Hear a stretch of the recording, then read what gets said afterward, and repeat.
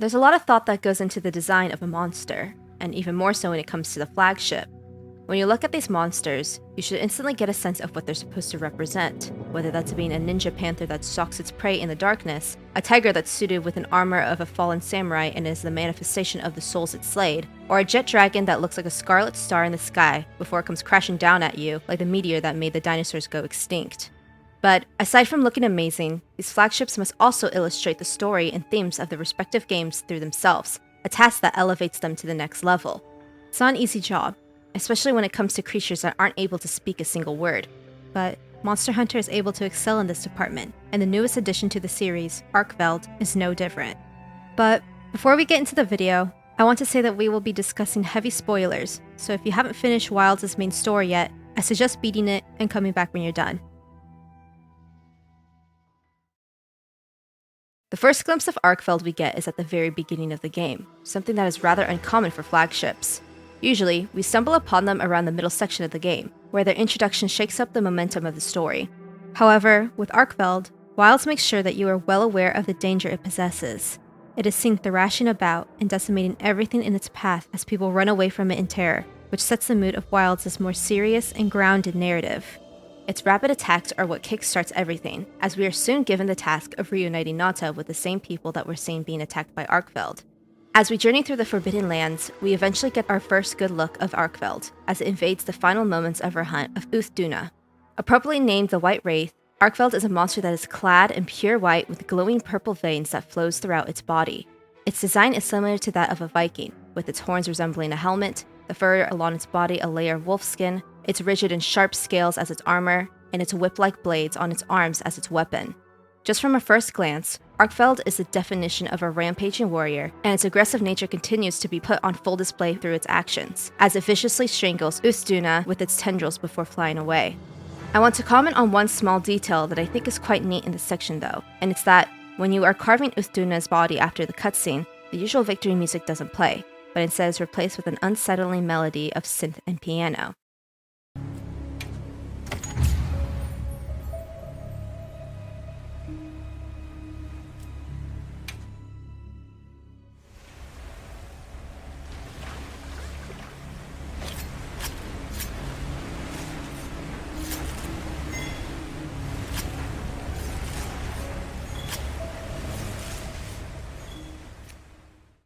This motif, as well as its specific instrumentation, is a key component to Arkveld's theme that we will soon hear in the future. So, not only is this moment great for setting the atmosphere of the scene as you are left with Uthduna's strangled body laid out before you, but also an amazing sliver of foreshadowing, as small as it may be.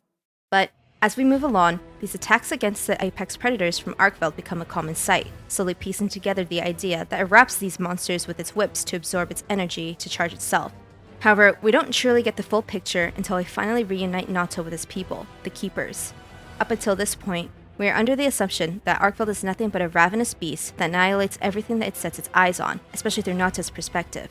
But, in reality, it is a prisoner of the same sins that tie both Nata and the rest of the Keepers committed by their ancestors, those of the ancient civilization of Wyveria. Wyveria was once a dominating kingdom that often experimented with methods that would elongate the longevity of their reign. One of their solutions was creating the Guardians, artificial copies of existing monsters that were meant to protect their land and follow their every order. While we don't know how long this lasted, this all eventually backfired on the kingdom, as one of their most powerful creations, Xochitl, turned against them and brought them to their ruin. In the end, all the remaining Guardians fell dormant in their cocoons, with the Keepers watching over them as a form of repentance for the pain that was inflicted upon them by their ancestors. Guardians were meant to be mindless slaves, not needing to eat or reproduce, and instead were completely reliant on the Wilk produced by the Dragon Torch, another one of Wyveria's creations, and the reason why all the weather abnormalities throughout the Forbidden Lands were happening. When looking at the list of all the current available Guardians, they're all rather aggressive but powerful monsters. While it isn't specified, we can assume that all these monsters were specifically chosen to become Guardians due to their capabilities. For example, Virgil Anjanath was most likely chosen over regular Anjanath due to it being the stronger variant. The reason why this is important is because the people of Wyveria purposely took these hyper-aggressive monsters and tried to temper their natural natures by turning them into obedient and docile Guardians. We can gather this idea from Xochitl specifically, as the descriptions from its armor set infers that the Guardian side of it dulls its bloodlust and destructive tendencies in order to be controlled. So the same can apply to the Guardians and, most importantly, Arkveld. Despite having the attire and personality of a warmongering Viking, it was originally meant to be a noble protector of Wyveria.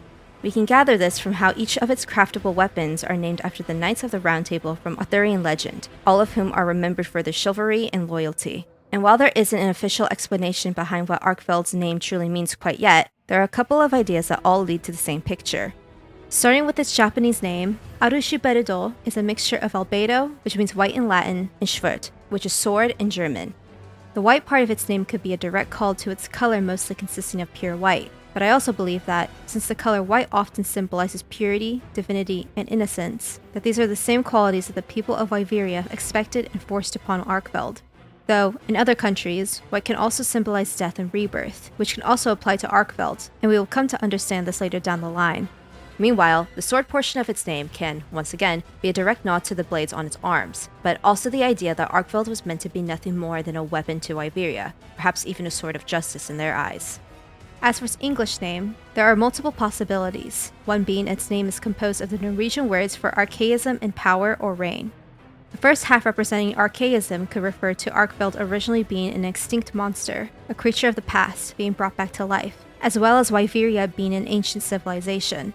This links perfectly to the other half representing power or reign. As while it can be symbolic for Arkveld's strength as a monster and a guardian, it can also be for Wyveria's kingdom and how they dominated the land before eventually falling. Another possible explanation is that the name is split between Ark and Weld, an idea originally brought up by one of my chatters during a stream. Diving deeper into this thought, Arkveld could potentially come from Noah's Ark, where 2 of each animal is brought onto a ship to avoid a massive flood that wiped the earth of corrupted life. This could once again be linked to how Arkveld was originally extinct but was brought back to life at the will of Wyveria. It is also said that, in the story of Noah's Ark, the animals would protect Noah and his family if anyone were to try to keep them away from the ship, much like how Wyveria created the Guardians to protect them. Additionally, because Noah built the Ark from the word of God to preserve life, this could parallel Wyveria acting almost as gods themselves by toying with the very ways of life to save their own. This is combined with the Veld or Weld half of its name, as, similar to Arkveld's Japanese name referring to the German word for sword, the Guardians are their personal weapons that they melded together and wielded. Since the start of its forced rebirth, Arkveld was constructed to be nothing more but a false knight with the sworn duty of dying for the people that caused all of its misery. However, slowly but surely, Arkveld began to break the confines of its guardian self. While Guardians do not have the need to eat and thus have no reason to hunt other monsters, we are soon shown Arkveld beginning to feast on the bodies of Guardian sacreds, and, afterwards, we finally get our first fight against it. Arkveld continues to defy the knightly image placed upon it by Wyveria with its ruthless and hulking moveset. Each attack it has feels heavy and full of violent intent, as Arkveld throws its whole body with each swing it throws. Despite not being able to speak, we can still feel pure rage emanating from it, but it still doesn't feel like the full picture is there, and the track that plays during this fight solidifies this idea. The first thing you hear is the synth slowly creeping in and growing in volume.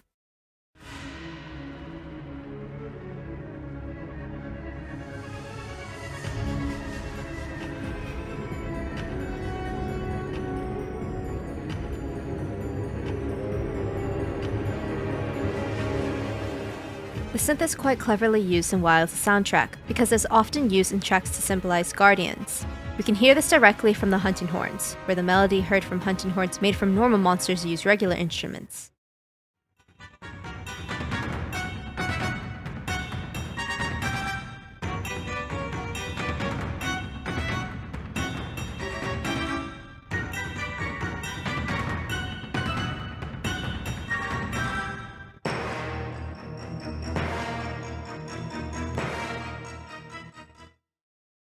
But the hunting horn using guardian parts always have the synth.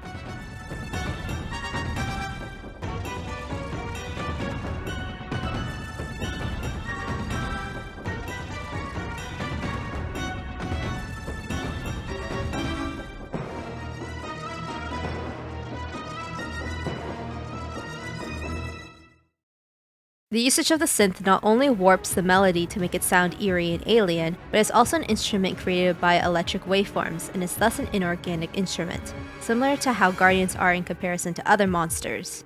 Eventually, with the synth comes the sound of a clock ticking.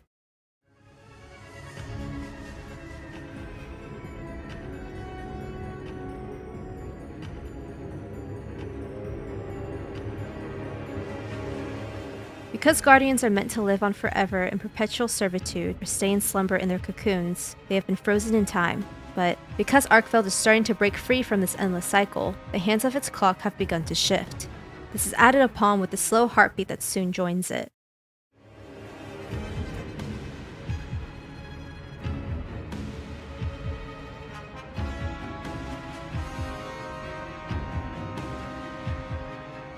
This, combined with the slow crawl of the melody, shows that Arkveld is getting closer and closer to coming to life. The dreary and sluggish pacing of the song gives an almost zombie-like sensation, the heaviness similar to that of trying to wake up from a deep slumber, but constantly getting dragged in and out of consciousness. However, it should be noted that there is a lot of repetition throughout this theme. While the heartbeating clock signifies Arkveld's growing sentience, it is also slow and at a constant rate. It is controlled, much like the hold Wyveria has over Arkveld.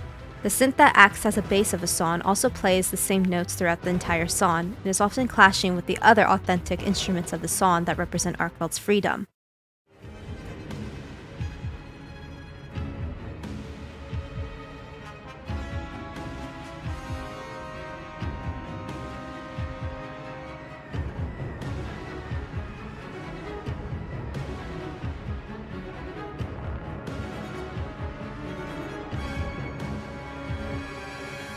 However, as the synth and the other instruments fade away, the heartbeat and the clock take focus once more, before the strings play the main motif of Arkveld's theme.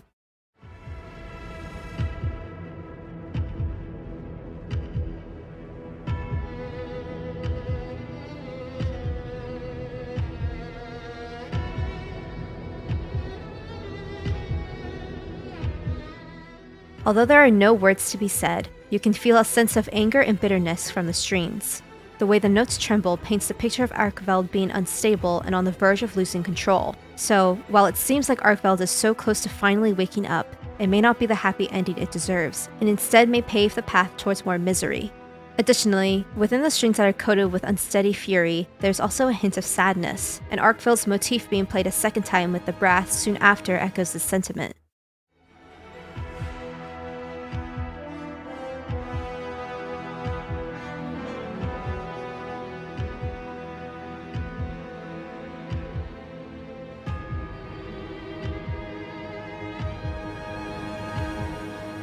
The way the brass plays alongside the heart-beating clock paints the image of Arkveld desperately crying out for help into a deep abyss and only hearing nothing back. It feels lonely and isolating, and the sentiment only strengthens when the strings grow in volume and the two merge together, both of Arkveld's anger and anguish converging into something more terrifying and devastating. But this suddenly gets cut off with the looping of the synth from the beginning, which then transitions into the main motif of Wilds' theme song.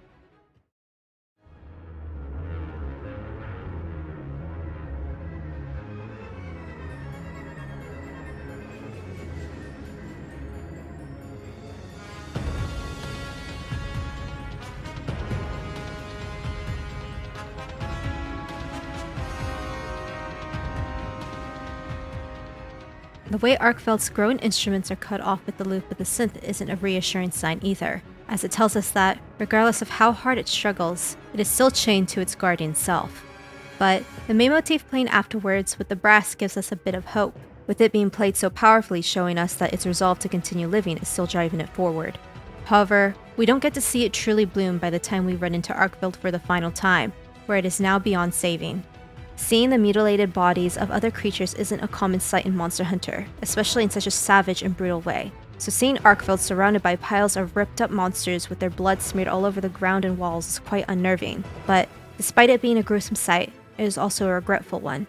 Not only has Arkveld lost all control of itself, but it's also a sick twist in the sense that the first instinct that animals have, to eat, is the one that pushed it over the edge. Even when a creature is first born, it immediately seeks nutrients in order to survive, and that is exactly what Arkveld is trying to accomplish even in its adult stage. It is the foundation of life itself, and Arkveld is desperately trying to compensate for all it has lost in the years it has been a guardian, but it only leads it to its downfall. A small detail in the cutscene leading up to this fight against Arkveld adds to this as well, as there is a quick shot of Arkveld's blades dragging behind it as it approaches the hunter. While its blades were seen as a cool design at first, with all the context behind it, we can now recognize that the design of them are now closer to chains. The way they are loosely dragging behind Arkveld, instead of them being locked together, shows that Arkveld finally broke itself from the curse laid upon it by Wyveria, and is now ready to turn its weakness into a weapon against you. Combined with this detail, Arkveld's moveset has evolved since the first time we fought it. While the first section remains the same for the most part, you truly get to see Arkveld's desperation bleed out during its pseudo-second phase. While it is fighting with every fiber of its body to continue living, and while it's a normal sight to see a monster flee in the middle of a fight, it's especially heartbreaking when it comes to Arkveld and seeing it muster up the strength to escape the hunter. It is doing absolutely everything in its power to protect itself, feasting on other cocooned guardians after running in order to regain its energy, and this is where its true power reveals itself. Beforehand, we only saw Arkveld utilizing its ability from its guardian side with it being able to heal itself with a white glow, but now, with all the energy it has drained from other monsters it hunted down, it is able to unleash its pure, unbridled power. Completely contrasting the guardian colors of purple and white, colors that represent nobility, elegance, and purity, Arkveld's natural attacks come in a blood red hue. It is the usual color that is associated with Dragonblight throughout the series, but is especially symbolic with Arkveld. Red is a color that is often associated with rage and passion, both of which are the same feelings that Arkveld harbors with its anger and anguish towards Wyveria and its dedication to discovering its freedom. Its moves with its Dragonblight are explosive, and it is able to show just how strong these emotions drive Arkveld, but also how destructive they are to everything around it. The new battle theme that plays during this fight amplifies these thoughts as well, as it is an eruption compared to the first theme. Instead of the restricted and steady pacing of Arkveld's first theme that felt like being put under a hazy daze that couldn't be shaken off, the second theme is able to break free from the control and unleash hell with a burst of music.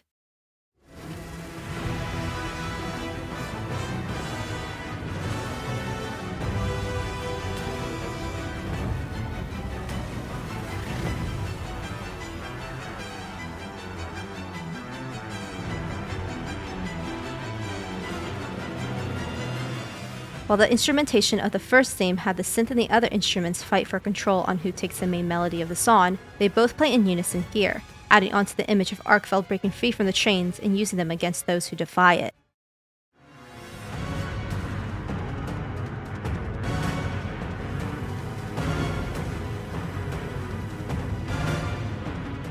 However, despite Arkveld knowing that it wants to live, it has lost itself to its rampaging instincts, which can be heard with how the notes of the strings sound extremely sharp and almost agitated, like a cornered animal lashing out at anything that draws near.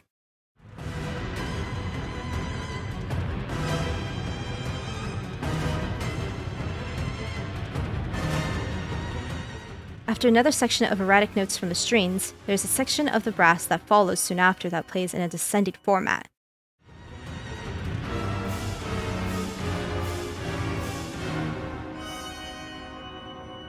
While this may be a coincidence, we can hear these same notes playing at the beginning of Deviljoe's theme.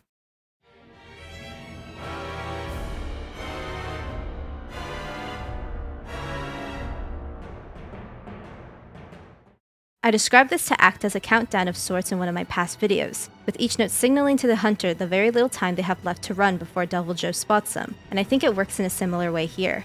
If left to its own devices, Arkveld will absolutely decimate the ecosystem and cause irreversible damage, so the section urges the hunter to stop Arkveld now, as its destructive path is only mere moments away.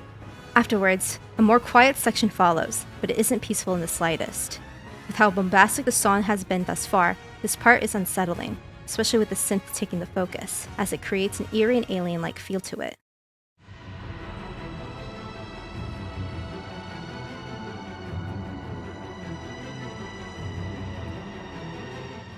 Having this play right after the countdown of the brass, this unnatural portion could allude to the possibility of Arkveld wrecking the ecosystem. The quietness of it could be how silent the land would be when all the other monsters are left as rotting corpses, with only the synth, guarding Arkveld, remaining. But the momentum of the song is immediately brought back up when Arkveld's motif plays once again, acting as its battle cry to bring you back into the present. However, it sounds more chaotic than before, with the notes from the strings flying up and down. Even just within this fight, Arkveld is losing more control of itself by the second.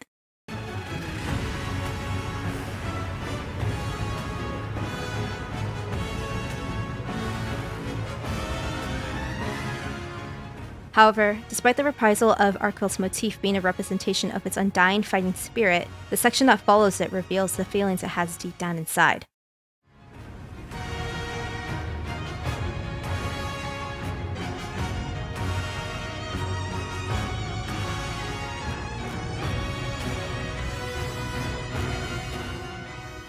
With the way the notes sway and tremble, it is a tragic plea for mercy. Since this is at the tail end of the theme before it loops, we can assume that Arkveld is extremely close to death by this point, and yet it still doesn't want to give up on the freedom it dreams of. It doesn't just want to survive, it wants to live, and it is begging the hunter to let it do so. The hopeful sounding brass right after continues on this idea that maybe it could be possible.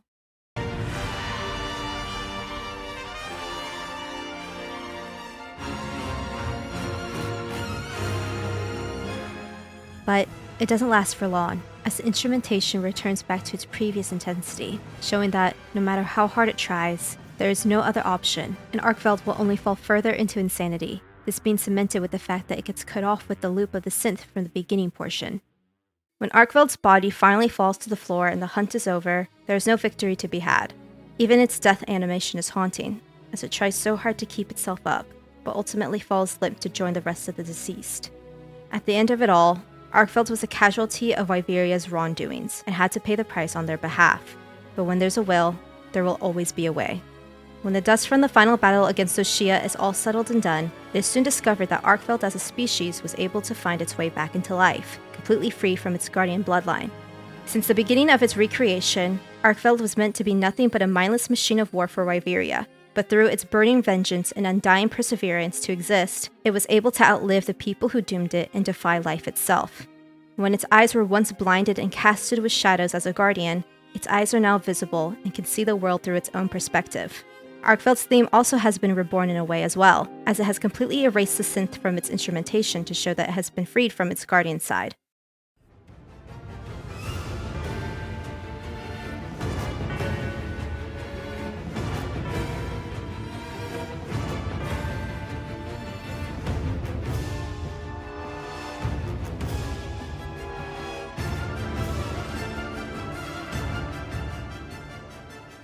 It still has sections that symbolize its fury and aggressiveness, but instead of it dripping with bitterness, I see it as a way of Arkveld continuing to carry all of its pain and misery from before to make itself stronger.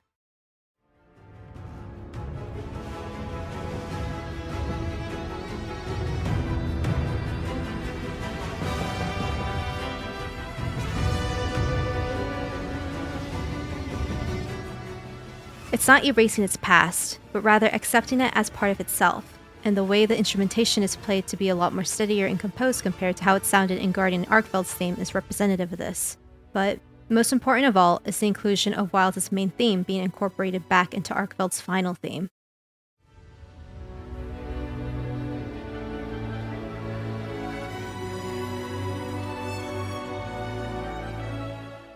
Despite how vigorous and ruthless the instrumentation is for the rest of the song, this section is played so delicately. It is full of hope and determination. It isn't filled with bitterness or growing rage like how it was in Arkveld's first theme, but gentle and pure, as it now blooms into something anew. Being able to carve your own path is such a key aspect in Wilds' story. We can see it throughout the characters, Nata, the hunter, even the goat Rove. Wilds tells us to never settle for what is expected of us, and instead reach out and achieve for what we truly wish for. To be boundless, to be free, to be wild. And the motif of Wilds' theme being played in Arkveld shows that it finally achieved that on its own. Thank you for watching. I apologize that this video took a lot longer than expected. The more I looked into Arkveld, the more details I kept noticing, and, in return, the more I began to appreciate it as a monster. When I first played Wilds, I didn't have super strong feelings about it, but there are so many hidden details about it when given a closer look, so I really wanted to make sure I got everything down because it absolutely deserves it. But if you enjoyed, it would be a great help if you could leave a like. I also have other videos similar to this one on the channel and have even more planned for the future, so if you enjoyed and want to see more, then please consider subscribing as well. Lastly, I want to give an extra special thanks to the members of the channel. You all are helping my dreams become a reality, and I can't be any more grateful. So thank you all again, and I hope to see you all on the next video.